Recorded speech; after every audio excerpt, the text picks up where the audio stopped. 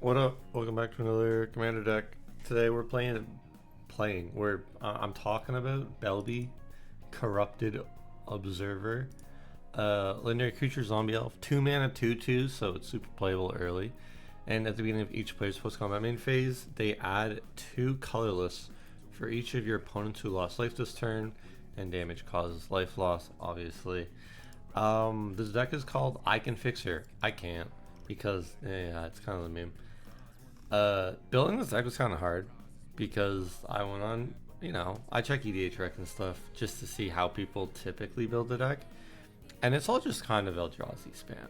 And I'm like, that's kind of boring. So we're playing some Eldrazi, but we're not playing a lot. And the ones that we're playing aren't like the craziest stuff. Also, a lot of mana rocks because they're colorless mana, so obviously we benefit a lot off that. So yeah, going through it. I don't know, Arcane Signet. It's ramp. Cryptolith Fragment. This is a 3 mana mana rock, which is like, oh, it's bad, but each player loses 1 life, so it works towards Belbe. So I think it's pretty playable. Also, it can flip into Aurora of Emrakul, which is just on attack, each opponent loses 3 life, which is alright. It's not really that great. It's mainly for the each opponent loses 1 life. Dreamstone Hedron, 6 mana, add 3, and you can sack it to draw 3. It's like Hedron Archive, but a little bit bigger.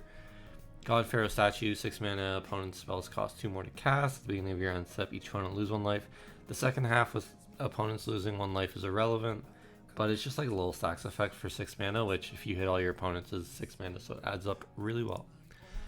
Signet for ramp, Hedron Archive for colorless ramp. A lot of ramp in this deck, because in case you don't see the cards that make you free mana, or they just get rid of the commander, which is a very good thing to do against this deck, you'll have backup plans with all the ramp.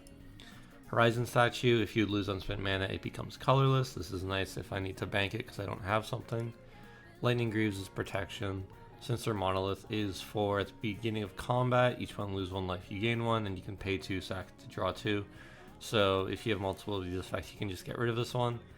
And yeah, it triggers your commander, not everybody. Soul Ring is ramp, Swiftfoot Boots, protection, Talisman of Resilience, ramp, Tithing Blade. This is a edict effect. Each opponent sacrifices a creature, and then you can craft it with a creature into an artifact that at the beginning of your upkeep, each opponent loses 1 life. You gain 1 life, which is good for your commander, so it's removal, and then it can be useful for your commander. I mean, you do have to craft it with a creature, which is a little awkward in this deck, because most of the creatures are pretty big, but yeah, it has options of how it can be played. On the creatures, Alpha Deathclaw, 6 mana 6/6, Menace Trample, enters or becomes monstrous, you destroy a permanent. So there's a little bit of removal as well as just being a big body. Annoyed Altasaur, 7 mana 6/5, Reach, Trample, and Cascade. There's a little Cascade sub-theme in the deck just because of a lot of the big green cards can do it. Apex Devastator, 10 mana 10/10, Cascade, Cascade, Cascade, Cascade. That's a lot of cascading, and yeah, it's a good card. Colosseum Behemoth, 7 mana 7/7 trample. When it enters, you can destroy an artifact or enchantment, or you can draw a card. It's versatile. You can play off your commander. It's a good cascade hit with your cascade cards. It's alright. I kind of just put him in and I felt he was playable. Crabomination, 6 mana 5/5. You can emerge from an artifact for 7. So you can play it by sacrificing an artifact and paying the emerge cost reduced by the artifact's mana cost, which is useful if you have like too much mana and you don't need a Hedron Archive, for example. And then when it enters, target opponent exiles top card of the library, a card at random from their graveyard, and a card at random from their hand, and you can cast 1 of them for free. It's kind of just like a decent body. I like this card. I think it's pretty interesting, and it makes interesting game states, which is nice. Creeping Bloodsucker, 2 mana 1/2 at the beginning of your upkeep, deals 1 damage to each opponent. You gain life equal damage dealt. Triggers the commander. Devourer of Destiny, this is one of the Eldrazi's in the deck. You can reveal it from your opening hand. If you do at the beginning of your first upkeep, you look at the top 4 of your library, you can put them on top of your library and or you can put 1 on top of your library, put the rest in exile, which is fine. And then whenever you cast a spell, exile target permanent, that's 1 or more colors. It's kind of just removal for 7 mana. Endbringer's another one. You untap it during each player's untap. You can tap to deal 1 damage to any target. You can pay colorless, tap it to have target creature can't attack or block, and you can pay 2, tap, draw a card. You can just kind of make 2 generic mana every turn with this card on every turn cycle because she works for all players on all turn cycles. So Yeah, I think this card probably has some uses with like instant speed stuff. Just making 2 mana every post combat. Garruk's Pack Leader, 5 mana 4/4. When it you control with power 3 or greater enters, you may draw a card. Whenever another, so it doesn't count itself. But it's like a Garruk's Uprising. It's a draw engine in the deck. Giant Adaphage, 7 mana 7/7 trample. When it deals combat damage, you make a token that's a copy of Adaphage. It's just a good Timmy card. I don't know. I remember playing against somebody playing this. I'm like, oh, this card's actually just pretty good. Especially if you can ramp into it early and doesn't get hit right away. Loyal Subordinate, 3 mana 3/1 menace. Beginning of your combat, if you control your commander, each opponent loses 3 life. That's useful for your commander. Maelstrom Colossus, 8 mana 7/7 with Cascade. Like, it's kind of just the Cascade card, and it's not hard to make 8 mana if you have one of the effects that hits everybody and your commander doesn't get dealt with. Overseer of the Damned, 7 mana 5/5. When it enters, you may destroy target creature, and whenever a non-token creature an opponent controls dies, you make a 2/2 black tapped zombie creature token. It's removal on ETB, and it's a token generator if it's 6 board. Primordial Sage is a 6 mana 4/5. Whenever you cast a creature, draw a card. A lot of creatures in the deck that we're casting. It's kind of just a card draw engine, and it's a little expensive. Sandstone Oracle, 7 mana 4/4 flying. When it enters, choose an opponent. If that player has more cards in hand than you, draw cards equal to the difference. If you've run out of cards and somebody's, I don't know, or somebody's just playing some blue deck with like 20 cards in hand, you can just Sandstone Oracle draw a bunch. And yeah, it's, I don't know, it's kind of fringe, but when you're out of cards in hand and an opponent's full, this card's pretty good. Shepherd of Rot, you can tap, each player loses 1 life for each zombie in play. Typically there's only 1 or 2, but it's just in here for your commander. Terracodon, ETB, destroy 3 non-creature permanents, and for each permanent destroyed, the controller makes a 3/3 elephant. It's a 8 mana 9/9, and it also just hits non-creature permanents, so it can hit really, really strong lands or artifacts or enchantments or whatever, and making 3/3s into this deck is irrelevant. Speed Demon, 5 mana 5/5, flammable, start your engines, and then at the beginning of your end step, draw X and lose X, where X is your speed. I'm just putting this in more decks. I think it's a good card. It's better Phyrexian Arena, I think, because it draws 1 right away, and it can draw more than 1 every turn. Thunderfoot, Baloth, 6 mana 5/5 trample. As long as you control your commander, it gets +2/+2, and other creatures you control get +2/+2 in trample. This is kind of a win con in the deck. It lets you just actually swing through chump blockers with your big beast that you're playing every turn. So yeah, in that case it's kind of, and if not, it's just making all you guys a lot bigger. Worldbreaker, 7 mana 5/7 devoid. When you cast a spell, exile target artifact, enchantment, or land. Has reach, and you can sack a land to return it from your graveyard to your hand. This is just good. It hits an artifact, enchantment, or land, which, I mean, sure, it's not a creature, but it's a removal for other stuff. On the enchantments, Garruk's Uprising. When it enters, if you have a creature with power 4 or greater, draw a card. They have creatures have trample, and whenever you cast a creature with power 4 or greater, you draw a card. So just good card advantage in a big deck. Ill-Gotten Inheritance, 4 mana. At the beginning of your upkeep, it deals 1 damage to each opponent, and you gain 1 life. You can also pay 6, sack it to deal 4 damage to target opponent and gain 4 life, which is kind of whatever. This isn't here to trigger your commander on your turn. Limdual's Hex, also in here for this. During your upkeep, it deals 1 damage to each player. They may pay a black mana or 3 generic to prevent the damage dealt. This is kind of just like people won't pay the black or the 3 unless they're really scared of your commander. And if they do, they have to save mana on their turn, and then it's harder to play into. Monstrous Vortex, 4 mana. Whenever you cast a creature spell with power 5 or greater, discover X, where X is the spell's mana value. It's a card that lets all my big guys cascade into other guys. Retreat to Hagra. Landfall, deal 1 damage to each opponent. You can also give a creature +1/+0 death touch, but that's pretty relevant. Sanctum of Stonefangs. At the beginning of your pre-combat main, each opponent loses X, and you gain X, where X is the number of shrines. X will always just be 1, but it's a way to trigger your commander. And Sandworm Convergence. Creatures with flying can't attack you or planeswalkers you control. And at the beginning of your turn, end step, make a 5/5 green worm. It's kind of just a big card. I don't know, and it makes a 5/5 every turn. And it protects you from flying, which is maybe the most broken keyword in like just casual commander decks. Like birds are just strong and casual because flying. And then Triskai Decaphobia. At the beginning of your upkeep, each player with exactly 13 life loses the game, then each player gains 1 life, or each player with exactly 13 life loses the game, then each player loses 1 life. Assuming you're not going to go down to 13 for your next turn, you usually just have each opponent lose 1 life to trigger your commander on your post-combat.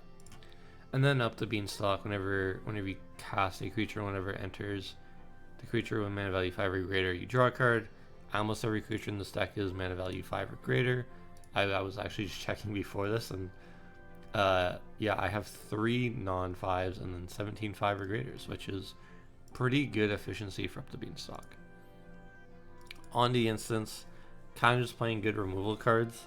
Assassin's Trophy hits a permanent, Beast Within hits a permanent, Black Sun's Twilight hits a permanent, or gives something -X, and then if X is 5 or more, return a creature with mana value X or less from your graveyard to the battlefield tapped. Usually you just do this for 6 with your commander's free mana, worst case scenario, and then you're returning something and killing something. Crushing Disappointment, 4 mana, each player loses 2 life, you draw 2 cards, so this will trigger your commander, but it also draws you a card, which is why I'm playing it. A lot of the like single time effects, like, oh, each opponent loses 1 life on a sorcery and instant, I'm not playing unless there's another upside. In this case, it's draw 2, which is pretty good. Golgari Charm, give everything -1/-1, or you can destroy an enchantment, or you can regenerate a creature, each creature you control. So it helps against board wipes. It can hit like elves, or it can just hit an enchantment. Infernal Grasp is removal. Nature's Claim is artifact or enchantment removal. Putrefy is artifact or creature removal. Return of the Wild Speaker is just a card that'll help me draw a lot of cards or pump all my creatures up if I'm trying to end the game. Draw cards equal to the power among non-human creatures you control. Yeah, I'm not really running any big humans. Skipping the lands for now. It's a pretty basic land base. Sorcery is kind of just big cards. Breach the Multiverse. Each player mills 10. For each player, you choose creature, planeswalker in their graveyard, and you put them all on the battlefield under your control. Then all your creatures become Phyrexian, which is kind of relevant, but yeah, it's just a big hit. Cultivate is ramp. Decree of Pain is a pretty good board wipe that'll also draw you a bunch of cards, or you can cycle it against like token decks. Exsanguinate can be a win con if you have enough mana with your commander. Farseek is ramp. Greensun's Twilight is kind of a tutor, not really. Reveal the top X+1 card your library, choose creature and or a land, put them into your hand and the rest on the bottom. If X is 5 or more, instead you put them on the battlefield, or into your hand and the rest on the bottom in a random order. So it can be like 7 mana, cheat out a big card in the land, which is pretty alright. Heartless Conscription, 7 or 8 mana, exile all creatures. For each card exiled this way, you may play that card, and any type of mana can be sent to cast it. I believe that means colorless counts because of the wording, and then you exile this card.